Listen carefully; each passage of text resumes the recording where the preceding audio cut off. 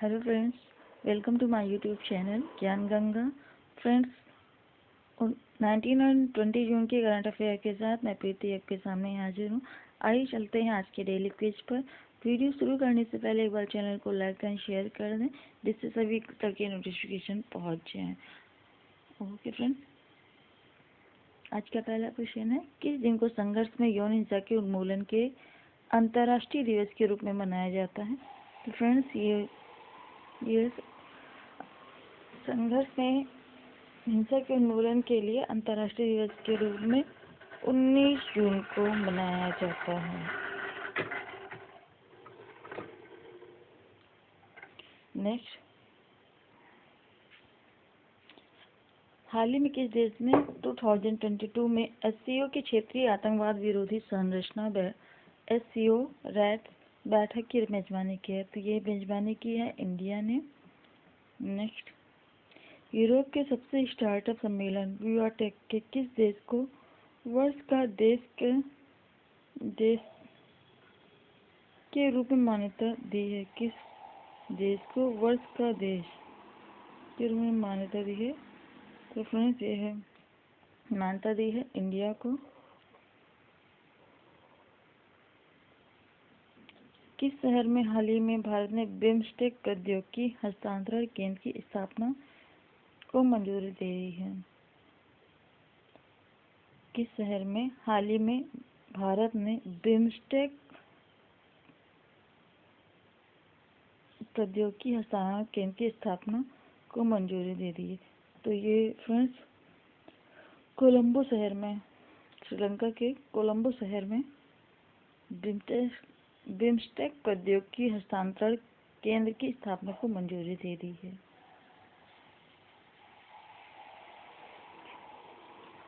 Next question है, 23 जून 2022 को कौन सा देश 14वें ब्रिक्स शिखर सम्मेलन की मेजबानी करने जा रहा है?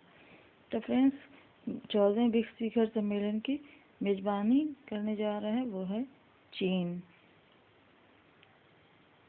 नेक्स्ट, कौन सा राज्य बालिका पंचायत शुरू करने वाला देश का पहला राज्य बन गया है? तो बालिका पंचायत शुरू करने वाला देश का पहला राज्य बन गया है गुजरात। नेक्स्ट, हाल ही में कौन सा खिलाड़ी T20 अर्धशतक लगाने वाला सबसे उम्रदराज भारतीय खिलाड़ी बन गया है? कौन सा खिलाड़ी T20 अर्धशतक लगाने वाला सबसे उम्रदराज भारतीय खिलाड़ी बन गया?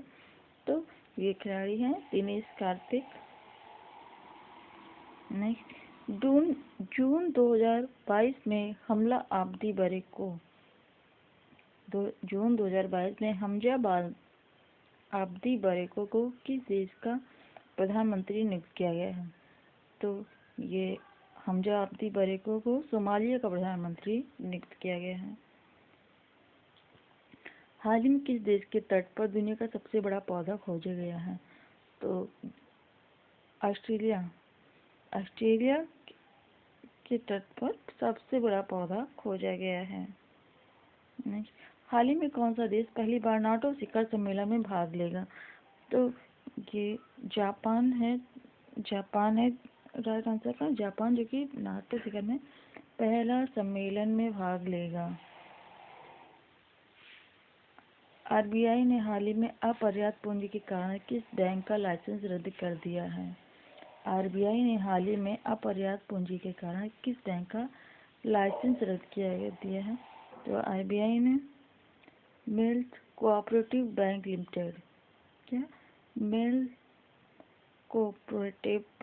लिमिटेड कर्नाटक के लाइसेंस रद्द कर दिया है। नेक्स्ट, हाल ही में केंद्र सरकार ने सीएपीएफ और असम राइफल्स में अग्निवीरों के लिए कितने प्रतिशत आरक्षण की घोषणा की है?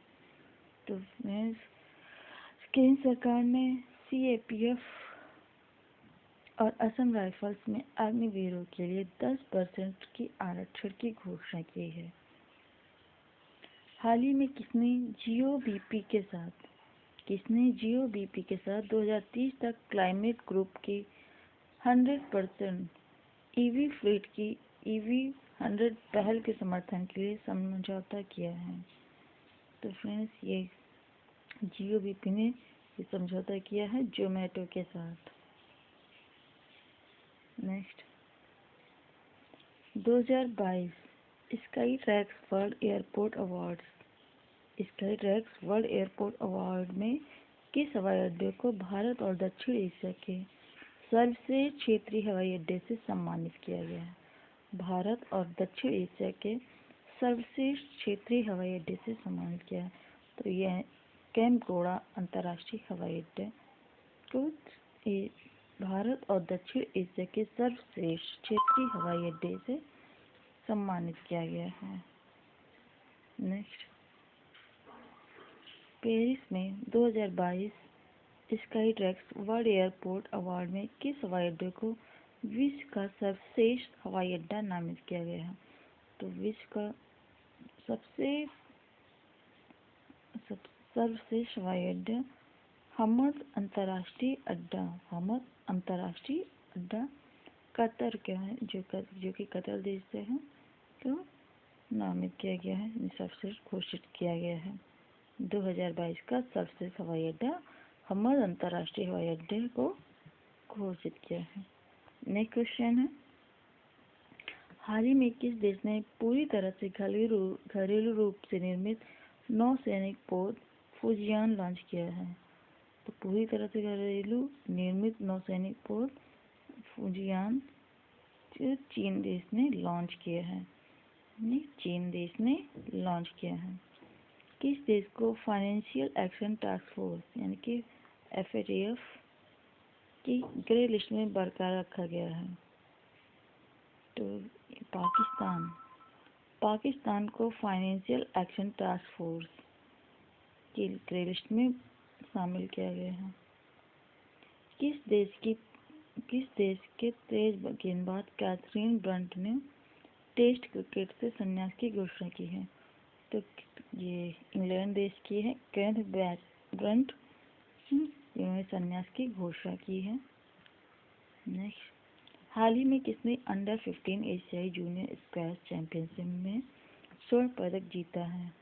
तो अंडर 15 एशियाई जूनियर स्क्वैश चैंपियनशिप में स्वर्ण पदक जीता है, वो है अनाहत सिंह। नेक्स्ट किसने नई दिल्ली के इंदिरा गांधी स्टेडियम से 44वें शतरंज ओलंपियाड के लिए ऐतिहासिक मशाल रैली का शुभारंभ किया है? किसने नई दिल्ली के इंदिरा गांधी स्टेडियम से 44वें शतरंज ओलंपियाड के लिए ऐतिहासिक मशाल रैली का शुभारंभ किया? तो ये शुभारंभ किया है प्रधानमंत्री नरेंद्र मोदी ने। फ्रेंड्स अभी के लिए इतना ही, मिलते हैं नए करंट अफेयर्स का कल के लिए। कल मिलते हैं नए करंट अफेयर्स का साथ। अभी के लिए बाय एंड थैंक यू।